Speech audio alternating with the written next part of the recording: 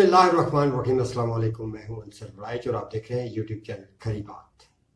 ناظرین اکرام، امیر بالاج ٹیپو 18 فروری کو خاندانی دشمنی کی بھینٹ چڑھ گیا۔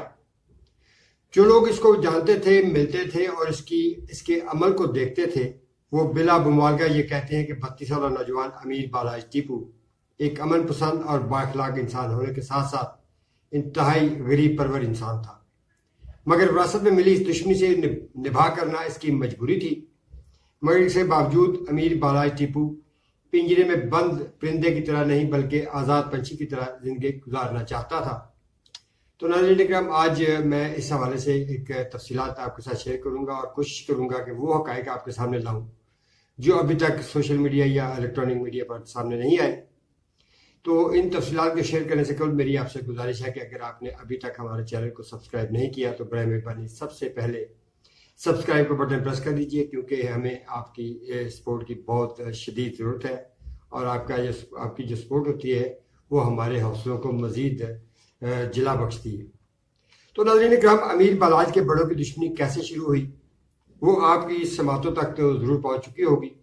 دشمنی کا آغاز امیر بالاج ٹیپو کے دادا امیر الدین المعروف بلا ٹرکا والا کے قتل سے شروع ہوا، اور اسی دشمنی کی نظر امیر بالاج کے والد گرامی عارف امیر المعروف ٹیپو ٹرکا والا بھی ہوئے۔ آج سے 14 سال پہلے امیر بالاج ٹیپو نے اپنے والد کی گدی سنبھالی تھی۔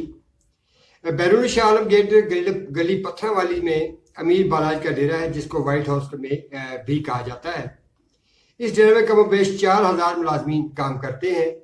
ان کا اصل بزنس چونکہ گڈز ٹرانسپورٹ کا ہے، اس لیے ان ملازمین میں سیکیورٹی گارڈز، گڈز ٹرانسپورٹ ملازمین اور گھریلو ملازمین بھی شامل ہیں۔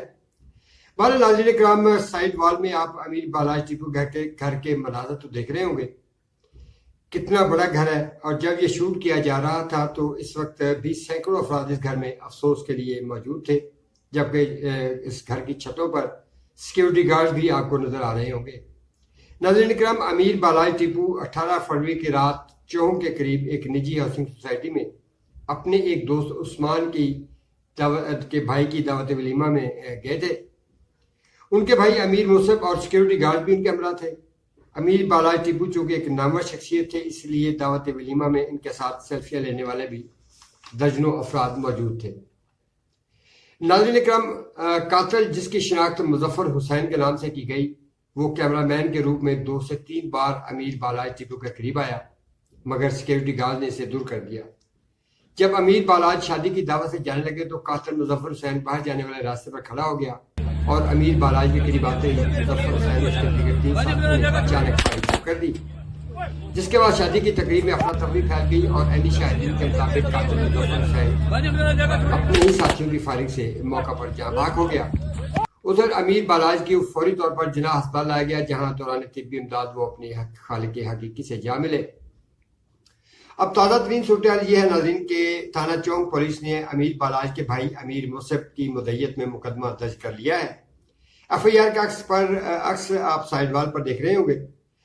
اس ایف آئی آر میں مدعی امیر مصعب نے لاہور کے معروف انڈر ورلڈ ڈان خواجہ طارق گلشن المعروف تیفی بٹ اور خواجہ عقیل المعروف گوگی بٹ کو اپنا مرکزی ملزم نامزد کر دیا ہے۔ ادھر پولیس نے حملہ آور کی بیوی اور اس کی نشاندہی پر مزید 3 افراد کو گرفتار کر لیا ہے، جبکہ تیفی بٹ اور گوگی بٹ کے بارے میں یہ شنید ہے کہ وہ بیرون ملک فرار ہو چکے ہیں۔ ناظرین اکرام، چند عینی شاہدین کے مطابق آلہ قتل کو موقع سے غائب کر دیا گیا تھا، مگر اس حوالے سے اصل صورتحال تو پولیس کے پاس ہے، اور پولیس اس صورتحال پر ابھی تک مکمل خاموشی اختیار کیے ہوئے ہے۔ تو ناظرین اکرام، یہ جو قتل تھا یہ لاہور کی تاریخ میں ایک غم و غصے والا قتل تھا، اس پہ انتہائی افسوس ہے، اور جو شالمی مارکیٹ کے جو تاجران ہیں وہ اس پہ کافی غمزدہ ہیں۔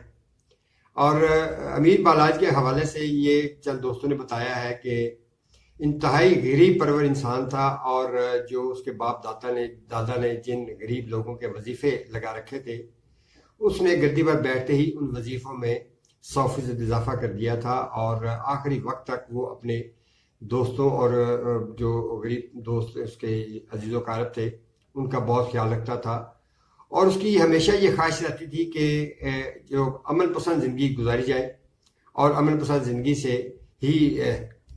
زندگی کا مزہ لیا جائے، کیونکہ میں نے اپنے ولاگ میں پہلے بتایا ہے کہ وہ ایک بند پنجرے میں پرندے کی طرح رہنا نہیں چاہتا تھا. وہ ایک آزاد پنچھی تھا اور وہ آزاد پنچھی کی طرح زندگی گزارنا چاہتا تھا، مگر خاندانی جو دشمنی کی ایک وراثت اسے ملی تھی وہ اس سے بھی نبرد لازمہ تھا، مگر وہ کوشش یہ کر رہا تھا کہ یہ کسی صورت تک بھی یہ دشمنی جلد ختم ہو جائے.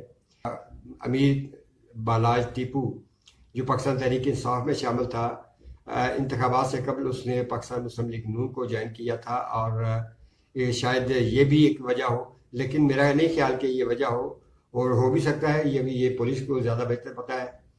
تو یہ اب تک ناظرین اکرام اتنا ہی، کیونکہ میرے پاس جو اپڈیٹس ہیں وہ میں نے آپ تک پہنچائی ہیں، اور جو ویڈیو کلپس ہیں جو ابھی تک میڈیا کے سامنے نہیں آئے وہ میں آپ کے سامنے پیش کر رہا ہوں. تو ابھی تک اتنے ہی ناظرین اکرام، اگلی ویڈیو تک کے لیے اللہ نگہبان.